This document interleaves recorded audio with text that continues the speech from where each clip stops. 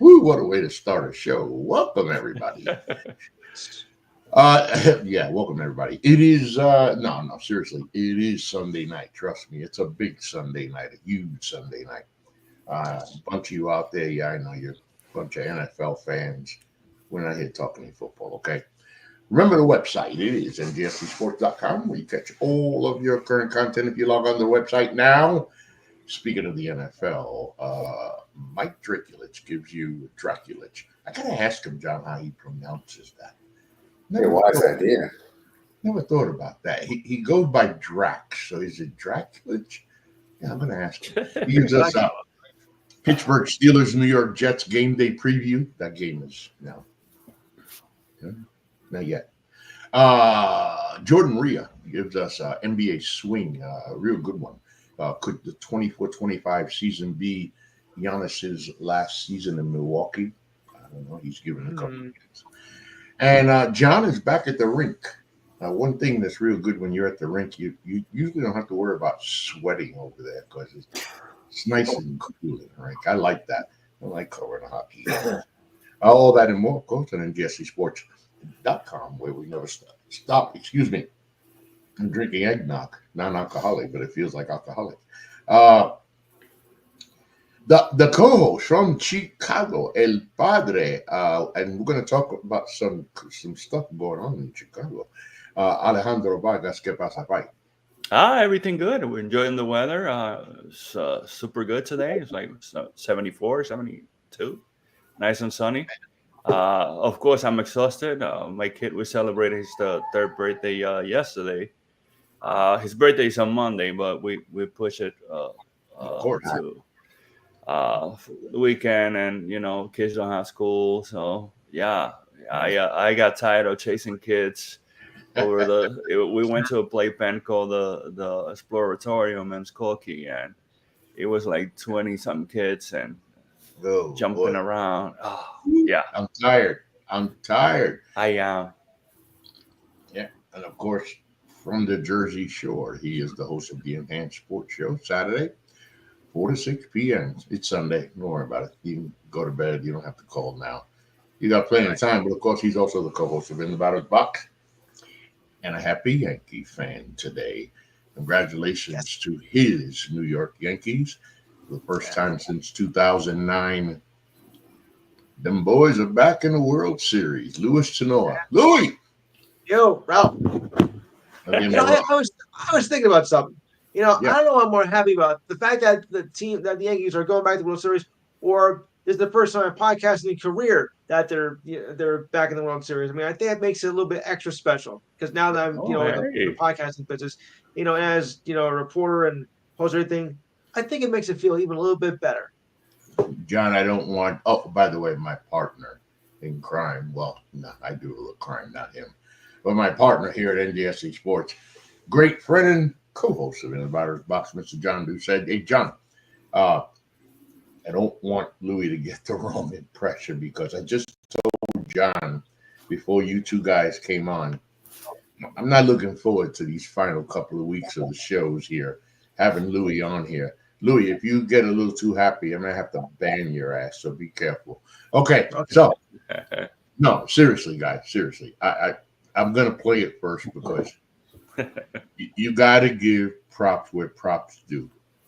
Yes. All year long, we watched this baseball season. We watched the acquisitions, the trades, everything that went down, the team that we knew would be there, the teams, as always, that we didn't know would be there. One team that played all year long, one team that stayed consistent all year long.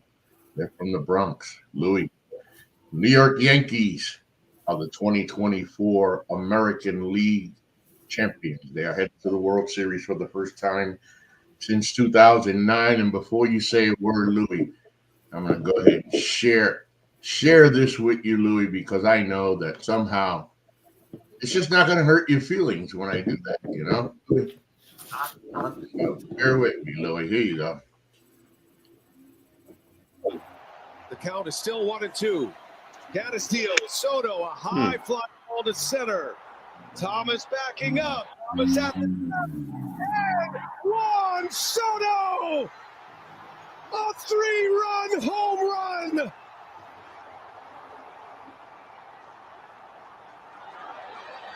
Soto magic in Game 5!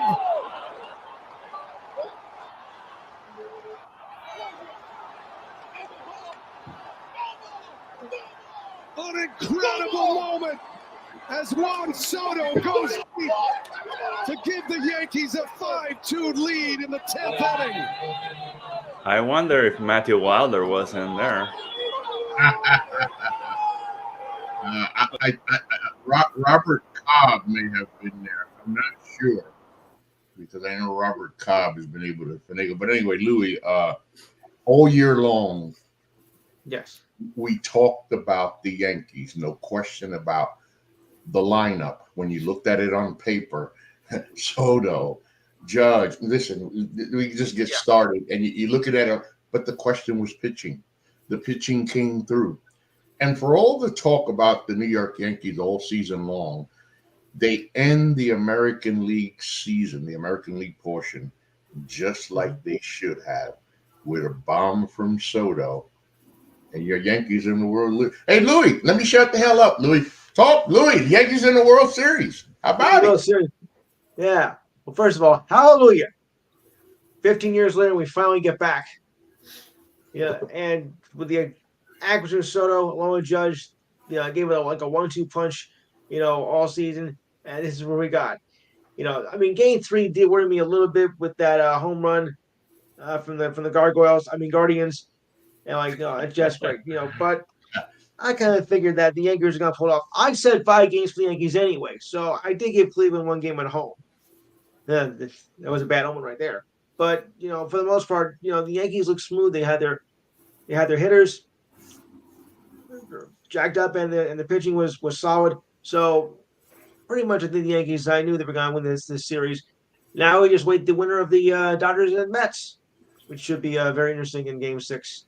Hey, John, as a Red Sox fan in Red Sox Nation, and me, of course, as a Yankee hater, one of the most annoying sounds, and I'm not going to say his name, but every time you hear that, the Yankees win, the Yankees win, I want to slap the piss out of this guy so bad. But, John, seriously, I'm going to put this one back up.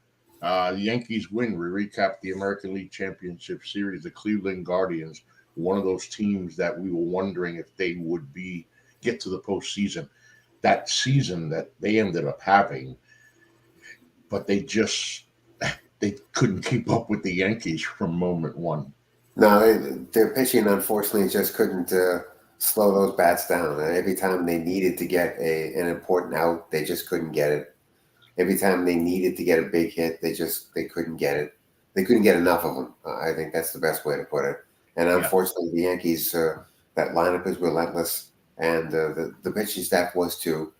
They got enough from their starters. Their bullpen was very good, especially Luke Weaver. And I think that in the end, they just had more weapons than the Guardians had, and that's why they were able to advance. I think they took advantage somewhat of the inexperience of that Guardian lineup. There were a lot of rookies that were in there. They took advantage of Gavin Williams last night, who was also a rookie. And I just think that all of those things eventually added up to the Yankees being able to move on. For the Guardians, obviously, the experience that these players have all received by going through this and playing in October certainly serves them well going forward. But as far as this series was concerned, they just didn't have enough. And Alejandro, timely hitting at the same time, too. Every time Cleveland looked like they got a game, but every once in a while, every time Cleveland looked like they might, have a rally, or they did have, Yankees had an answer every single time. Definitely, it was a well fought thing, and like John, well fought battle, and like John said, Yankees kind of took advantage of the inexperience from the Cleveland players, but I think they took more advantage of the inexperience of Stephen Vogt and the way he was handling things. By the 6 or 7, his bench was already depleted. Bullpen was already taxed. He made a lot of unnecessary moves, especially like taking out like David Fry. You should keep that kid in the lineup. Noel. There's some like games that they didn't start. He didn't start any of them. The bullpen, like I think Tanner Bybee, the second, I think it was the second start. When he went to the bullpen in the second. The inexperience of Stephen Ball kind of show there. And you when you're playing against a team like the Yankees, you shouldn't be making boo-boos like that because they're gonna make you pay, and they did. Yeah, and I mean, for all Cleveland was able to muster all year long, I like what you guys said. I didn't kind of look at that point of the youth, John, the youth in Cleveland, and how now looking back at the series that they. But look, I said it now. So the Yankees are in the World Series, Louis, and I told John before the show that so long as the Yankees continue to play the baseball they're playing now. I mean, wait a minute. First of all, Louis, who's the only team that can beat the Dodgers? The Yankees. Aside from the Dodgers themselves. No, that's a good answer. No, Louis, perfect. I didn't think you were going to do that. I was playing that. When you were going to say the Dodgers, which is the usual answer, I was going to say, yeah, because it sure ain't my damn Mets, and we'll talk about that in a second. But I told John, I really believe that the Yankees continue to play this kind of baseball. I don't think that the Dodgers are going to be able to do anything with them. No. Oh, the bullpen for the Yankees look outstanding. Like Canley, Luke Weaver finally came into his own. Holmes is holding his own as well. Even Tim Hill look okay. Some instances, right? But the offense, I mean, it's just like they go in there with a game plan, right? You get Gleyber Torres to hit, or if not, Soto's going to do the damage. If Soto doesn't do the damage, I know Judge has been struggling, but also you get contributions from like Giancarlo Stanton. I mean, the guy, he has turned turn it on at the right time, and that's beautiful. Remember what we talked about him? You brought up Stanton right there. Remember how much we've talked about Giancarlo and not being able to play, or when he does play. And Louis, you said something. Not sure when it was, but you said something later on in the season. We were talking about his hammy and everything, and you said, "Well, maybe this was a good time, so that maybe this time he can make it through the playoffs." And well, that's and John, these guys, you got Stanton, Judge, and Soto, and these guys can just do their thing in a 7-game series in the World Series. You don't have to rely much on pitching when these guys are on. Well, let's face it. I mean, they can carry a team, and they can do it for a week. They can do it for 10 days, which is kind of what they've done. That's all you need, actually. That's all you need. At this point, that's it. 7-10 days. That's all you need. And these three guys are certainly capable of doing it, and that is what makes that lineup very dangerous. Now, again, stars need to be stars, and in the Yankee case, the stars did come through when it was necessary to advance that team, and it's what the Dodgers or the Mets will need to do, whoever ends up winning the National League Series. The stars are going to have to be stars to provide themselves with a chance to beat this team. Speaking of the National League Series, no, look. As a Met fan, God bless it. I'm proud. I'm a proud Met fan. Oh, you should be. You should. No way, no how do I even make a joke that the Mets are going to be in Game 6 of the National League Championship. I wouldn't even made that joke. Don't throw the towel yet. No, They're still alive, man, and the Mets are resilient. Right, and I was going to say, they've shown this postseason that you better not count them out. But let's not sugarcoat. Hey, John, I got to go to you when I say this. The Dodgers are up 3-2. They've won 3 games. God, Jesus Christ, have they wiped the floor with those Mets in those 3 games, John? Wow. Again, stars need to be stars, and Ohtani Definitely. and Betts and Freeman have been stars. And when they are doing what they are capable of doing, that's a very dangerous lineup. That's a very dangerous team to play with. Now, give the Mets credit. You know, in the last game, Jack Flaherty, they hammered him after game 1 when he was nearly flawless for 7 innings against them. Yeah. They came back the second time against him, and they made the adjustments, and they pounded him into submission and eventually won that game. I mean, the Dodgers starting pitching is still what it is. It's shorthanded, and it's still not very good. That bullpen is what has allowed them the opportunity to have this chance to move on to the World Series. And I do think that Dave Roberts has to be rather careful about how Game 6 is played, and if there is a Game 7, because at some point these arms are going to fall off based on how often they've been used and the lack of starting pitching that he possesses. He needs his stars to be stars, so he needs Ohtani and Betts and Freeman to get contributions from guys like Muncy and others to be able to basically outslug the Mets, because I do think that's the way that they're going to have to pull this off, is to outslug them and then figure out a way to outslug a Yankee team that can basically go bat for bat with you. Yeah. Alejandro? No, one thing that kind of shocked me, why I think they doing an opener and they starting with Michael Kopech. But I wouldn't use Kopech this in the first Well, inning. he started before. That's why you're going to do it. Right. No, but he's not going more than 2 innings. Oh, that's maybe? the plan. Oh, no. There's no He's plan. not conditioned for that. Yeah, they're going to have to go to the I mean, bench. this has been the Dodger formula since the playoffs began, is that bullpen is going to be what carries them. I know. It's a bullpen game, but the strategy is kind of off because you want to save Michael Kopech for the later. I don't think Dave Roberts is saving anybody here. He's not saving anybody. Wow. He wants to finish Obviously this. not. He wants to finish this tonight. He doesn't want to play tomorrow. It's just a curious thought. But I mean, if he's got to play tomorrow, you got issues because you're going to use your bullpen tonight. You're going to flood that game with your bullpen, and if it doesn't come through, you got to play again tomorrow night, and you got issues. And that's the thing right there. There it is right there. Very good, John, because Dave Roberts knows. Okay, he's got the best team on paper. That's not even a question. But you're Roberts and the Dodgers coaching staff. You see what the Mets have been able to do in this postseason. You can't take a chance. You got to close this damn thing right now, because as a Met fan, I feel great playing Game 7 in Los Angeles against the Dodgers.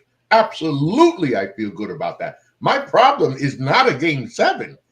My problem as a Met fan, and the Dodgers' problem is Game 6.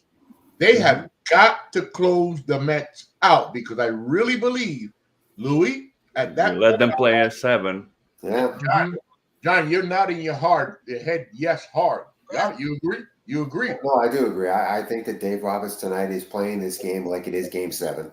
Right. Because he understands that if it's a legitimate Game 7, he's going to have issues based on what he doesn't have, which is enough arms to get through it. And there's another one, Alejandro, what he's saying right there, because that's true. Oh, yeah. The bullpen's going to be depleted. There's no saving anybody. How, and if that happens, and the Mets, Alejandro, are still able to pull it off, well, man, those Dodger arms for Game 7 are going to be screwed. Yeah, I don't know who they might start tomorrow. If they go 7, the Dodgers, maybe Yamamoto or something like that. Maybe. Maybe we don't even know. Maybe he does that. Or maybe he comes out tonight. Maybe he comes out tonight for a few innings. Who knows? But I wouldn't burn Michael Kopech this early. I think he's been one of the most reliable arms in that bullpen. So you want to towards your back. I think if Roberts and the Dodgers can get off to a good start, it may change how he manages the rest of this game. Oh, definitely. He knows that these 27 outs are the most important 27 outs he's got to get, because tomorrow night's 27 outs could be very, very difficult to get. Yeah, that could be hard to get. It really is. So that takes us to the preview. of the 2024 World Series. And so we don't know yet. No. We only know one dancer. We don't know the. Yeah, we're gonna preview the World Series. Here's how we're gonna preview the World Series. The New York Yankees go in, and right now I'm telling you guys, I don't see anybody beating them. You ask me as a Met fan, I'm gonna keep the faith. But how many of us baseball fans in America really believe that the Dodgers are gonna blow Game 6? I don't think so. Even as a Met fan, I don't think so. As a matter of fact, I think that they're going to kick the crap out of the Mets in Game 6 and end it. And with that said, when I said preview the World Series, what do the network want, John? The networks want they only want one series. Well, yeah, and they're gonna and they have a pretty good shot at getting it. Although, look, if it ends up being a Subway Series, they wouldn't mind that either. Backup plan is not that bad either. No, they wouldn't mind that either. And So- let's face it, the Yankees are certainly in the driver's seat at the moment because Game 1's not going to be until Friday night, and so they're in the driver's seat here. They can rest that team. They can set that pitching staff back up. Whatever adjustments they have to make, if they want to with their roster, they can do it. And so they're really in a very good position here. They would have home field advantage if it ends up being the Mets. They would not have the home field advantage if it ends up being the Dodgers. So that's the one potential variable that you would have to take into consideration here. Although I think at this point, it really doesn't matter where you play. If you have the setup the way you want it, you're going to be in very good shape. That's why, again, for the Dodgers, it's very important to end this tonight, to give yourself a few days to figure out exactly what type of a roster that you want to put into that next series that gives you the best chance of being able to beat the Yankees in a 7-game setup. And so that's why tonight is so important for them. It is. And Louis, previewing the World Series for the Yankees, one of the things that's always, it's always been a thorn in any sport. But here with the Yankees now, they got a week off, a whole week off. And I'm always concerned about that gap. You know how that plays. Right, Louis? They're in a rhythm. They're in a groove. So, you got to be a little worried about having to wait so long to play, right? Yeah, a little bit. I mean, because I'm always thinking, your age-old question, is it rest or is it rust? And I think, waiting from, say, late Saturday up until Friday, they might lose that bit of a rhythm and fall into a bit of a slump early on, of course. I mean, I don't think they'll have any trouble once they get going, but the early innings, I'm a little concerned about, because you go all this momentum, and then you have this layoff, which nobody really likes.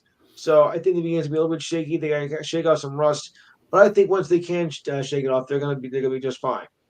But those early innings on Game 1, that could be the problem. Yeah, I worry about that, Alejandro, because I don't know if it's any different, but a guy it makes a difference. We've seen this by teams fall apart. Yeah, sure. Yeah. I've seen the movie before. Yeah. I was also wondering about the difference is there a difference about a guy or a couple of guys who are on hitting streaks as opposed to power hitters that are on a power hitting streak? I would think it's a little more difficult to maintain your power hitting streak than just the hitting streak.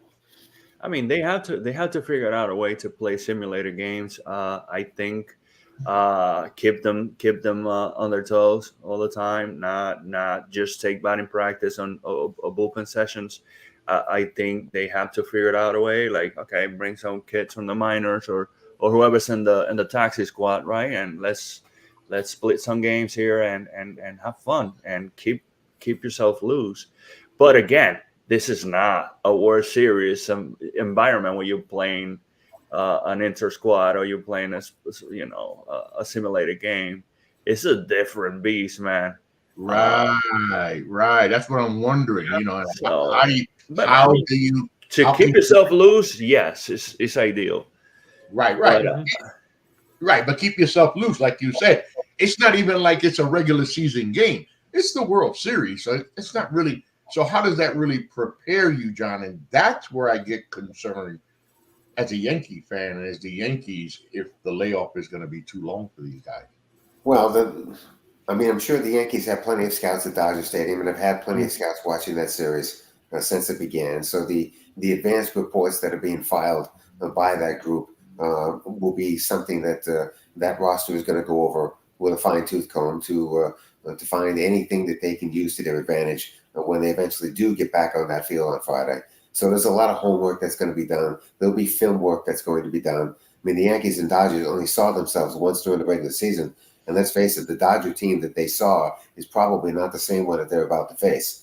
And so homework, film work needs to be done to familiarize themselves with the pitchers that they're about to go up against, the starters that they're going to go up against, and really the team itself, and to find the strengths, to find the weaknesses, to be able to expose them, to give themselves that best chance to win a 7-game series. Well, Louis, strap it in, Louis. The World Series is back in the Bronx, my friend. And like Louis said, I'm strapped.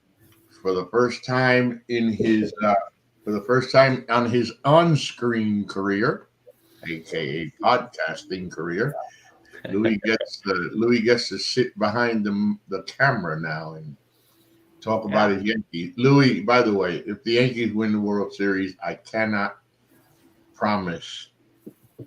I don't know how I'll react, Louis. I don't know. Yeah, I know. I can't promise you I'm going to show you any love or respect. So I just want you to prepare for that, okay? Yeah, I think that was going to happen. To be honest, I think a lot of people are expecting Dodgers, Yankees in terms of ratings, in terms of marketing, this and that. But I think as a better matchup, I think more exciting matchup is going to be Mets and Yankees. Oh, well, because the Mets pitching is kind of a little better, I think. I think so too. Yeah. You get Manaea. I think Manaea is he. In order for the Mets to advance, he has to be on point today. We've seen what he can do, and how he got back to being a dominant kind of starter. So let's see, man. I like this matchup tonight. I wouldn't count the Mets yet. I wouldn't count them out. Not yet. No.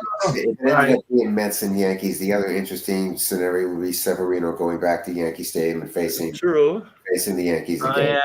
And what that would, what kind of a story that would be. How the New York media would jump all over that and write that forever. That would be certainly an interesting sidebar to that particular. A lot of people don't give too much credit to the Mets offense, but the Mets offense is dangerous. Well, it's dangerous because it knows how to move the line along. Exactly. That's what makes it dangerous. Exactly. You get Vientos hitting. You get Alonso hitting in Yankee Stadium. That could be trouble too. Don't sleep on them. Well, let's face it, that lineup has changed since Lindor's been the leadoff, right? Yeah, in that lineup. Of course, it would be a Subway Series. Nobody's going to be mad at a Subway Series, right? No, nobody. I mean, it's a good backup plan, like I said. And let's face it, if you're the Yankees, you wouldn't mind having to not make the cross-country trips. Oh, definitely. No, not at all. I mean, listen, you're the Yankees and the Mets, Queens and the Browns. They do have to go to LA for the first 2 games if the Dodgers win. The Mets, and you can just basically stay at home and play for the next 7 to 10 days. With the Subway. Right. Uh-huh. So go. Stories around the baseball world. Jerry Reinsdorf has made it clear that he is open to selling the Chicago White Sox, and that puts the city of Nashville, Tennessee in play for a possible Major League Baseball team. Of course, the White Sox coming off setting a Major League Baseball record with 121 losses. Alejandro, ¿qué pasa ahí? What's up with that? I don't think the White Sox are moving. I think the White Sox are going to find a crazy owner that likes to spend money. There's a lot of people with money here in Chicago, and understanding. I mean, they have a great fan base. They have people that still go to the stadium even this season.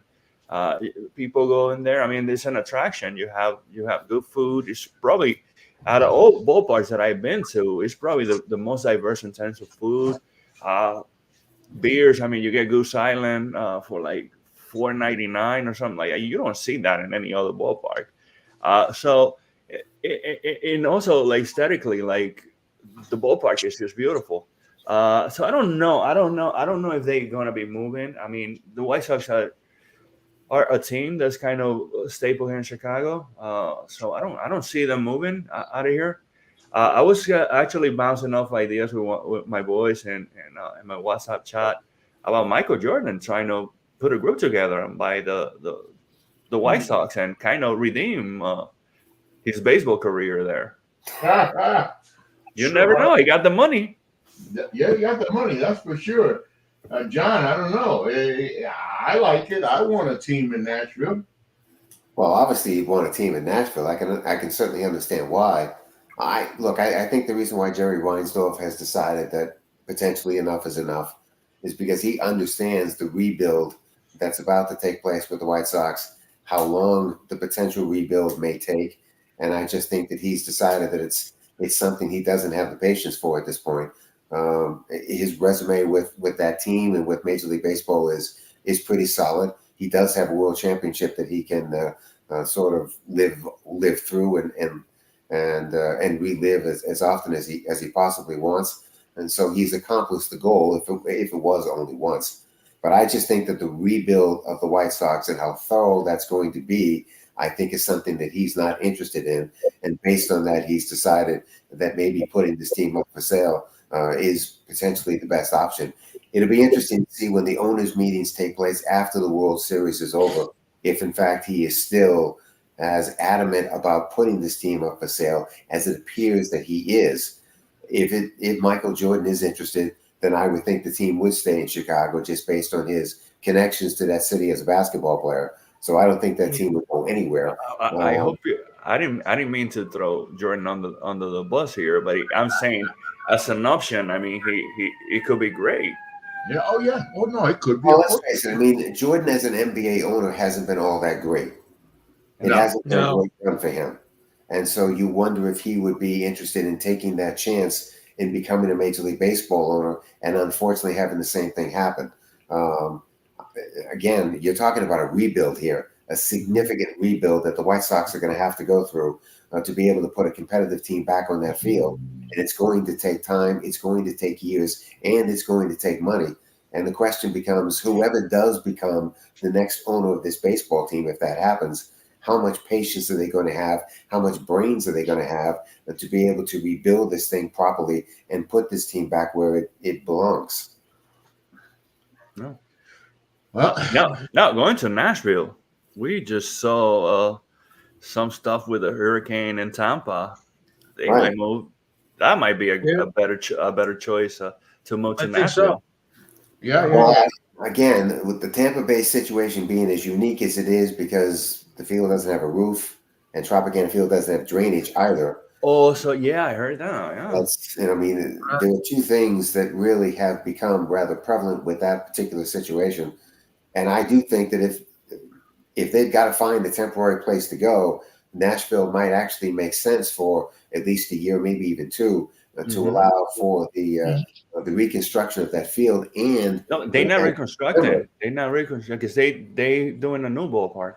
Right. And remember, that new ballpark and that land also got affected by this hurricane as well. So it does appear that things are going to get backed up for a period of time. The question is how much. And I do think that Nashville might end up being a temporary option for the Tampa Bay Rays.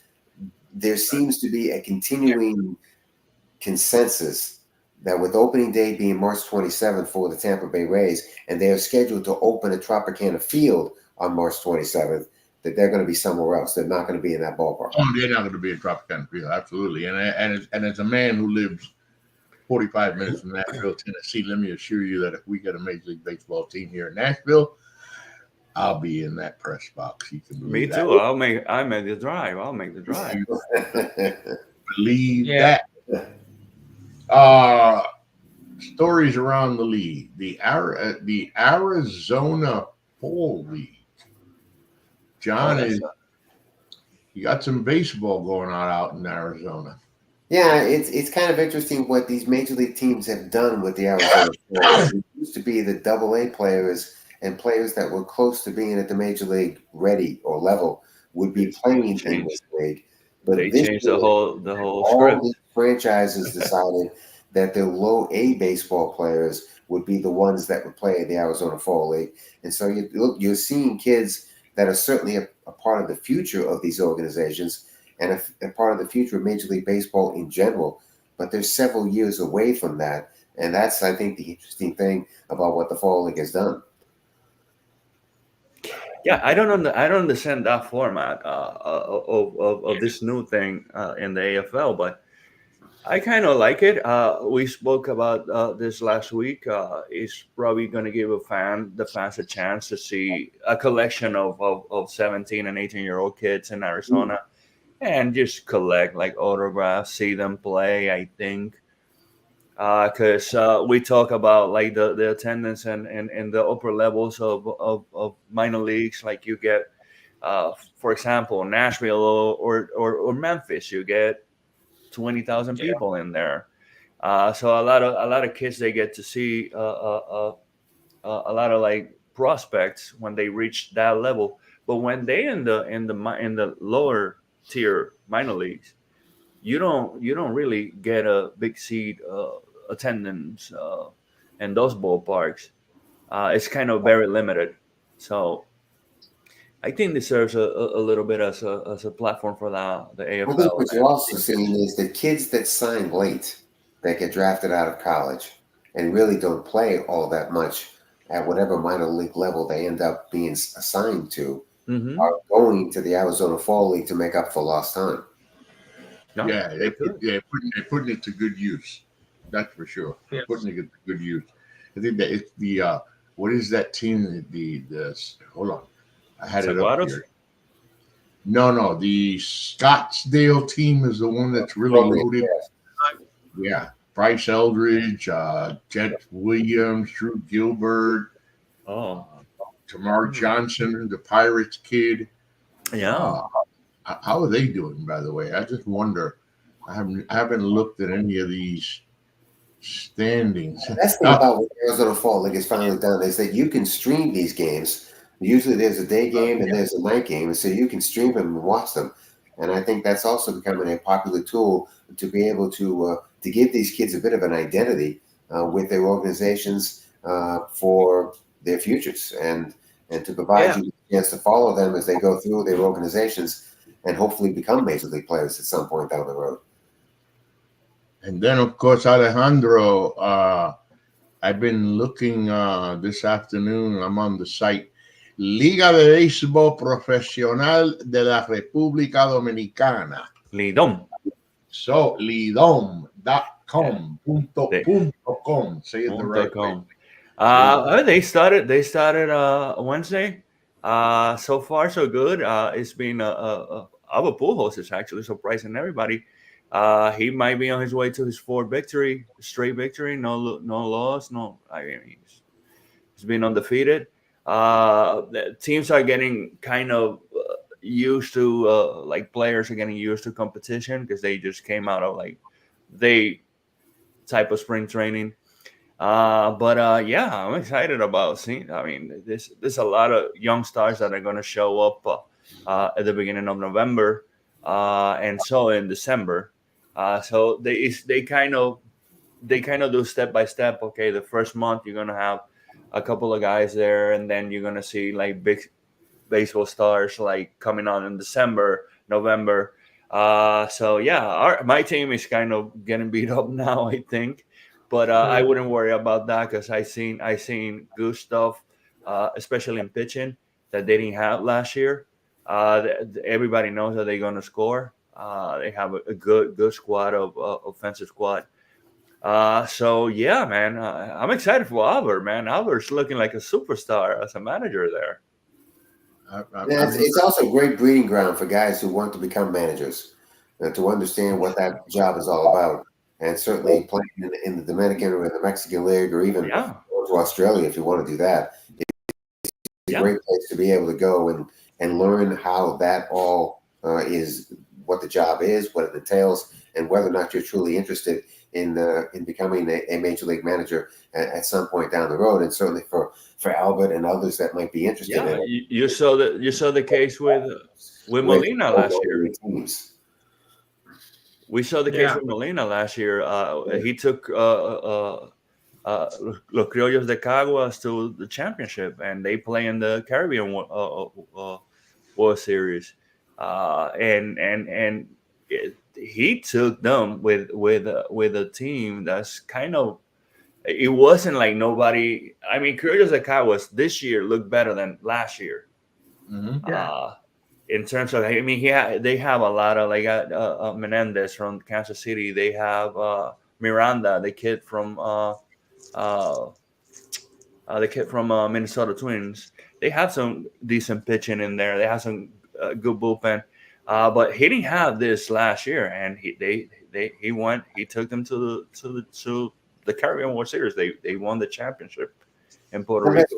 It's also an opportunity for these guys to potentially become candidates for major league jobs when they open up. Definitely. I mean, the one thing about this year was you didn't find that many managers that did get released from those teams. But in the future, to have these guys have some experience being able to do this is definitely a step in the right direction. I mean, Albert's still on the contract with the Anaheim Angels, so I wouldn't be surprised if he's the next guy up to take over for Ron Washington. Maybe if he decides to retire or if he gets canned or something, you never know. So they might be grooming him over there to do that. Well, I tend to think that in Ron Washington's case, that getting fired is probably more likely than getting extended. Oh, definitely. Well, not the direction they're going. Yeah. A note on Game 6: Freddie Freeman will not be in the lineup tonight for the Dodgers. Oh, no surprise! No surprise. Bad wheels. Yeah, well, again, I mean, those ankles have really been a problem for him throughout the playoffs. He has tried to gut his way through this and do what he can, but give him credit for trying to play on one leg, because that's basically what he's been doing. Yeah. So that means that Max Muncy's probably playing first base tonight, and it will certainly alter that Dodger order somewhat, especially the top half of that order. And so the bottom half of that Dodger order is going to have to come through to give guys like Betts opportunities to drive in runs. But to be honest with you, they've been doing a great job. The Tommy Edmonds, the Kike Hernandez, they I forgot the name of this kid. He plays everywhere for the Dodgers as well. Louis. The Dodgers have been doing. I mean, it has been a next man up mentality that has gotten them to this point. It's going to have to continue. Yeah. Louis, who's that other team that could beat the Dodgers? aside from the Yankees, the Dodgers themselves. Well, let's hope for that as we get to the stretch run here. And I asked Mr. Lewis Tenor. Louis, final thoughts, Louis. Final thoughts. I mean, it's been a great season for baseball for the most part. Now it all comes down to this. It's been through a long season. Now we're finally down to the final three and probably the final two. I think by tonight the Dodgers are going to take the Mets, even with the lineup change. I think Muncy's going to do well at first base. I kind of knew Freeman wasn't going to play, and it would be a mistake if he did. His injury is supposed to be about 4 to 6 weeks. He rushed it back too fast, and that's what's caused him, to where he is not playing. You're just hoping that Freeman's not available, because if he is available, even on one leg, he's still pretty damn good. Oh, yeah. I don't think he should have a chance to. But I think with Muncy, they're going to. Don't worry. If they have to play Game 7 tomorrow night, trust me, he will play. Oh, definitely. I think so. They're going to need him to make that back. It's a big risk, though, I think, isn't it? You would think. Not a risk. You would think. Alejandro, final thought. Oh, as a New Yorker, I mean, I used to hate Subway Series. I used to hate the fact that you have to get on a damn train, going to the Bronx, and people everywhere, drunk people everywhere. Now that I live in Chicago, I kind of miss that. So I'm looking forward. I mean, it could be LA, but I wouldn't count the Mets. I want to see kind of the Mets versus Yankees. And John, I wish I could be in New York for this. Yeah, right. John, final thought? Well, look, this is a television dream. No question about it. Foxes must be doing cartwheels over what they can potentially get here. Because either way, whether it's the Dodgers or whether it's the Mets, they're going to reap the benefits of that series. And the other obviously benefit to this would be a potential long one too. If it could go 6-7 games, whoever it ends up being, they're going to financially reap quite a bonanza for what they're about to get. Yeah, it's definitely either way. It's definitely going to be a way better than Detroit, than Milwaukee and Cleveland, huh? Absolutely, better than Milwaukee, Cleveland, that's for sure. You think so? You think so? Either way, it's an advertising home run. Sure. For baseball, no matter who shows up. And well, let's face it, it's going to be a great way to end the season, to have major markets playing for a World Series, and that's what you got. And my final thought goes back to the New York Yankees. For all the hate I have for the Yankees, and trust me, that will never die and will always remain true. You have got to give credit. You got to give credit where credit is due. It was a great year by the Yankees. They did what was expected of them. And look, let's be honest. Isn't baseball better when the Yankees are in the World Series? I mean, it just seems that way. You know, Yankees, Red Sox, Dodgers, there's certain teams that, it just, everything seems, I'm not going to say better. I almost made myself sick by saying that. What I meant to say was baseball appears to be more normal, more of America's pastime when the Yankees are making those postseason pushes. So for the first time in 15 years, they're there. Congratulations. And my final thought is, no matter who the Yankees face, please whoop their ass. Whoever you are, just please whoop their ass. If it isn't my Mets, it's because they didn't make the World Series. And you know how they say nothing could be finer than to be in Carolina, or whatever they say. Well, nothing could be better than to watch the Yankees dissolve and deteriorate in the World Series. I can't tell you how. Please take me back to Luis Gonzalez's hit. That's one of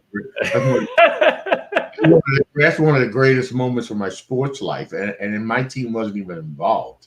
Okay. Hey, that chewing gum is pretty expensive now. It is. And on a final note, what kind of sports fan am I?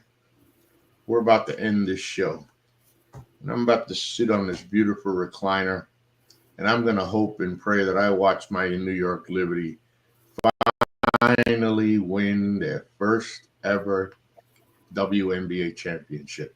Congratulations to the likes of Caitlin Clark, Angel Reese, Rakia Jackson. Let's face it, the first two names are the ones that have made this sport actually something. Absolutely ridiculous. The attendance, everything. Matter of fact, I believe it was Nafisha Collier of the Minnesota Lynx. And by the way, man, can that girl play some basketball?